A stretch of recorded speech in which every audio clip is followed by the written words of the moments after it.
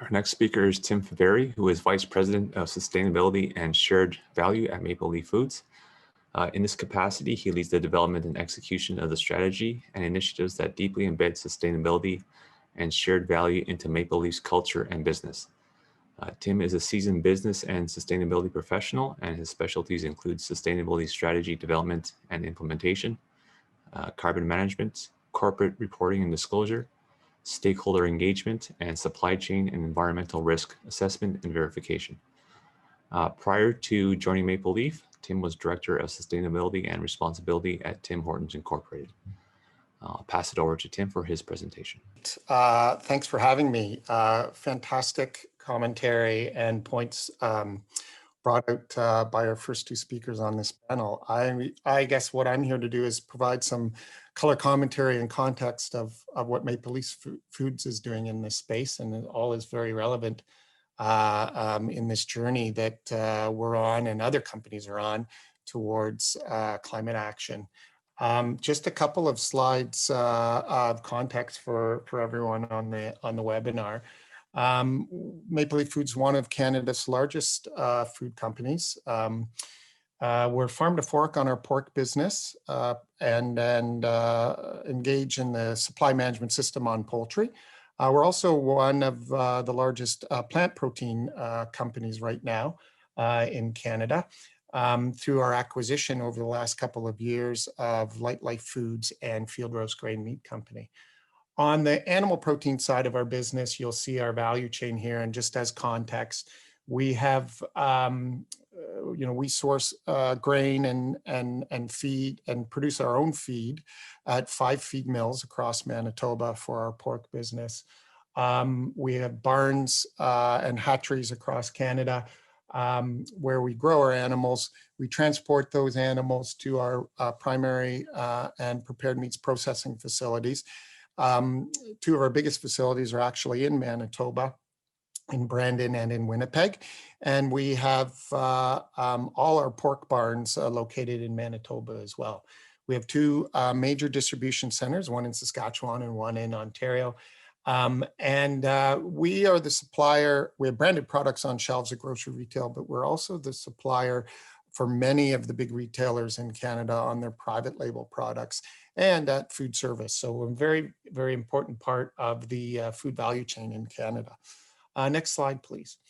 As context, and as you've probably been researching and are aware of, companies treat corporate social responsibility in very different ways. Traditionally, there's the classic triple bottom line pillar. We've done something different. It's not to say that it's the right way or wrong way, but we've elevated sustainability to that of our social purpose, our corporate purpose. That's called Raise the Good in Food. And what you're seeing in front of you right now is our blueprint. It's essentially our entire business strategy on a page. When a company sets a corporate purpose, they look deeply at the company and inwardly and define what's meaningful, what's authentic to their brands, to their organization, to their culture. But at the same time, when you're developing a corporate purpose, you look at what society needs to be fulfilled. And that intersection is where our purpose takes root, and that's called Raise the Good in Food. With any good purpose, companies need a vision. They need a guiding star or a guiding light to move towards on a constant basis and continually try and achieve that. That vision for us is to be the most sustainable protein company on earth. And there are not many companies out there right now that have embraced a social purpose or a corporate purpose, and very, very few that are actually aligned to sustainability as their corporate purpose. We organize sustainability internally by 4 pillars.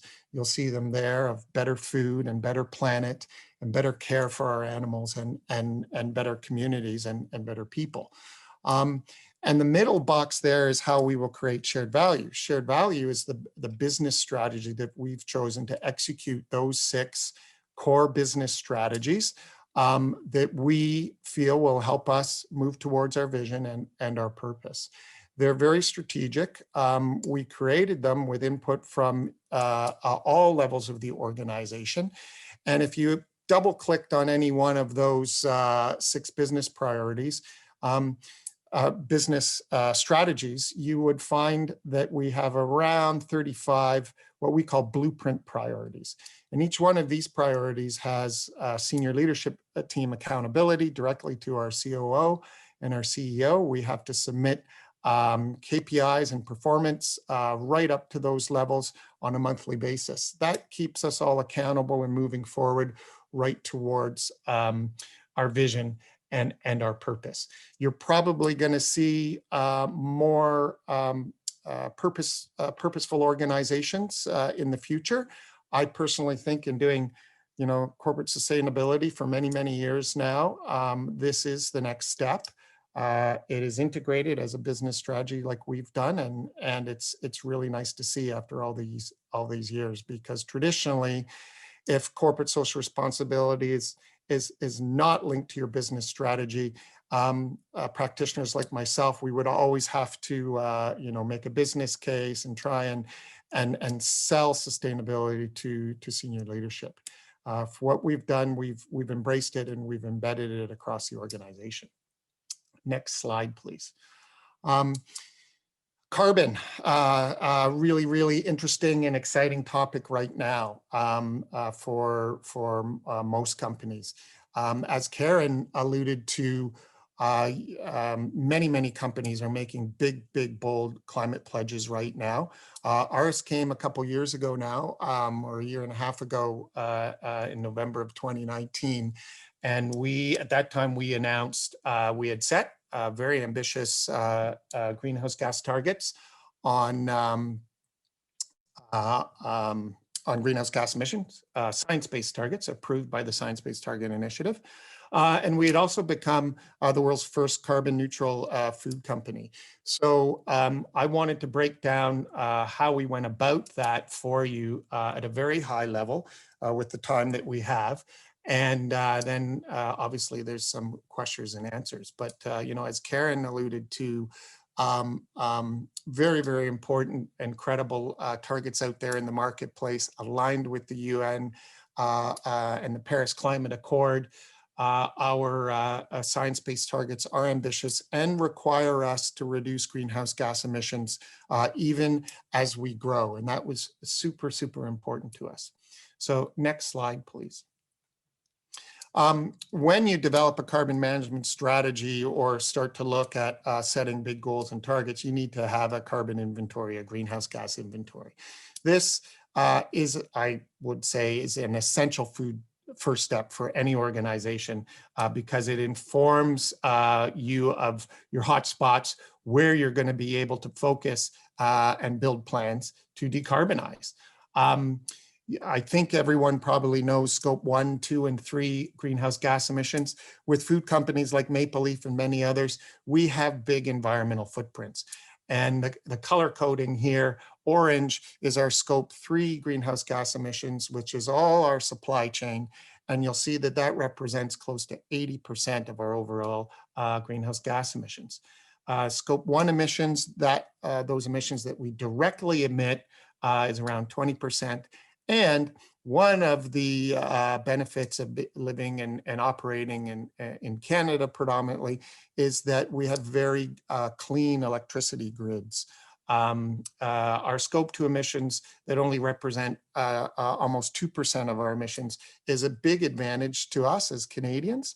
If we were to look at a carbon inventory, a GHG inventory of one of the big protein companies in the US, that green bubble on this slide might be as big as one of the orange bubbles because the vast majority of their electricity is generated through coal-fired sources. So starts with an inventory.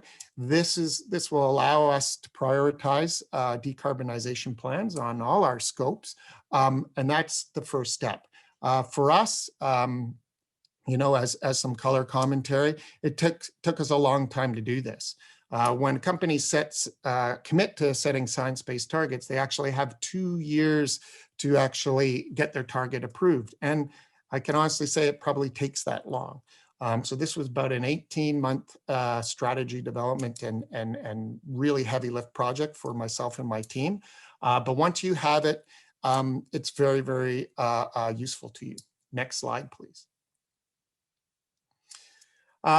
Here's the playbook. It's not proprietary. You may have seen other inverted pyramids like this. There's a similar inverted pyramid on landfill diversion and other things. So let me just walk you through it.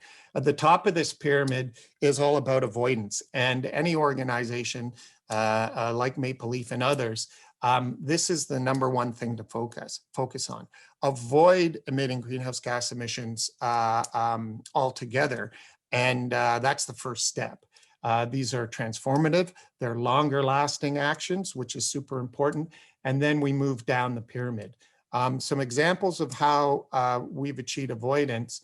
And the first bullet there is around building new processing facilities with good access to renewable energy sources and other avoidance opportunities. I can highlight to you that when we announced our London, Ontario poultry processing facility, this was a strategic location for us. The vast majority of poultry growers in Ontario are located in southwestern Ontario, in and around London, Ontario. By opening a new state-of-the-art poultry processing facility that allows us to consolidate 3 legacy facilities closer to the Greater Toronto area.